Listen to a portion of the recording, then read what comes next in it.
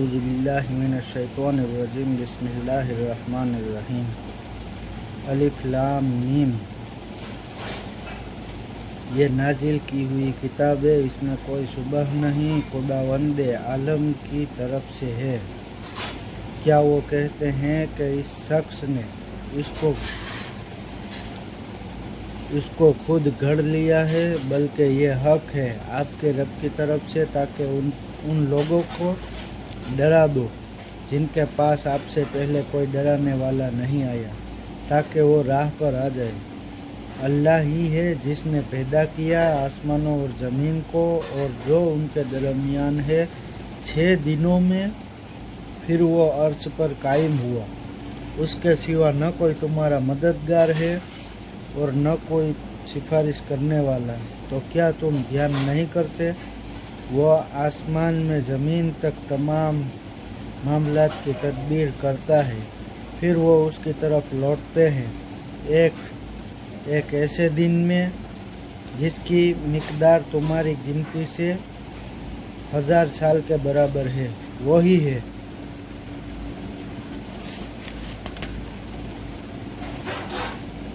پوشیدہ اور ظاہر کو جاننے والا، زبردست ہے، رحمت والا ہے۔ اس نے جو چیز بھی بنائی خوب بنائی، اور اس نے انسان کی تخلیق کی ابتدا مٹی سے کی، پھر اس کی نسل حقیر پانی کے خلاصے سے چلائی، پھر اس کے اعضاء درست کیے اور اس میں اپنی روح پھونکی اور تمہارے لیے کان اور آنکھیں اور دل بنائے۔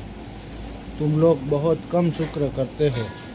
اور انہوں نے کہا کہ کیا جب ہم زمین میں گم ہو جائیں گے تو ہم پھر نئے سرے سے پیدا کیے جائیں گے؟ بلکہ وہ اپنے رب کی ملاقات کے منکر ہیں۔ کہہ دیجئے کہ موت کا ایک فرشتہ تمہاری جان قبض کرتا ہے جو تم پر مقرر کیا گیا ہے، پھر تم اپنے رب کی طرف لوٹائے جاؤ گے۔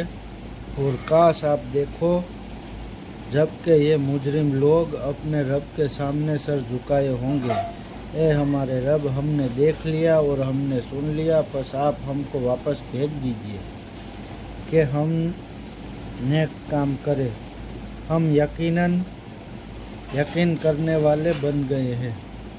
اور اگر ہم چاہتے تو ہر شخص کو اس کی ہدایت دیتے، لیکن میری بات ثابت ہو چکی ہے کہ میں ضرور جہنم کو جنات اور انسانوں سے بھر دوں گا۔ تو اب مزہ چکھو اس بات کا کہ تم نے اس دین کی ملاقات کو بھلا دیا، ہم نے بھی تم کو بھلا دیا، اور اب اپنے کیے کی بدولت ہمیشہ کا عذاب چکھو۔ ہماری آیتوں پر وہی لوگ ایمان لاتے ہیں کہ جب ان کو ان کے ذریعے یاد دہانی کی جاتی ہے کہ تو وہ سجدے میں گر پڑتے ہیں اور رب کی حمد کے ساتھ اس کی تسبیح کرتے ہیں،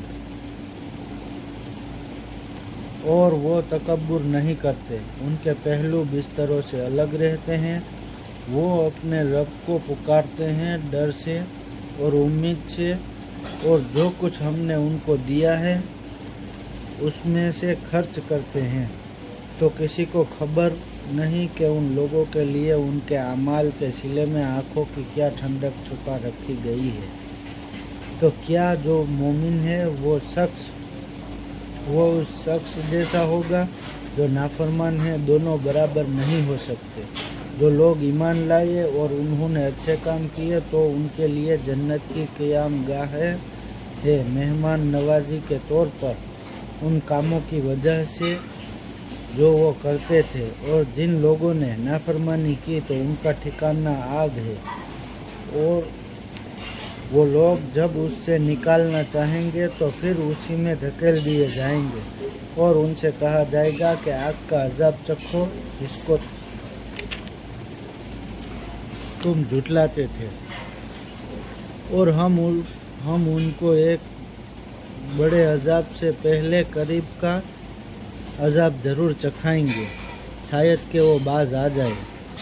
اور اس شخص سے زیادہ ظالم کون ہوگا جس کو اس کے رب کی آیتوں کے ذریعے نصیحت کی جائے، پھر وہ ان سے منہ موڑے हम ऐसे मुजरिमों से ज़रूर बदला लेंगे। और हमने मूसा अलैहिस्सलाम को किताब दी तो आप उसके मिलने में कुछ शक न करें। और हमने उसको बनी इसराइल के लिए हिदायत बनाया और हमने उनमें पेशवा बनाए जो हमारे हुक्म से लोगों की रहनुमाई करते थे, जबकि उन्होंने सब्र किया और वो हमारी आयतों पर यकीन रखते थे। बेशक आपका रब क़यामत के दिन उनके दरमियान उन उम्र में फैसला कर देगा जिनमें वो आपस में इख्तिलाफ करते थे। क्या उनके लिए यह चीज़ हिदायत देने वाली न बनी कि उनसे पहले हमने कितनी कौमों को हलाक कर दिया जिनकी बस्तियों में ये लोग आते जाते थे। बेशक इसमें निशानियां हैं। क्या ये लोग सुनते नहीं?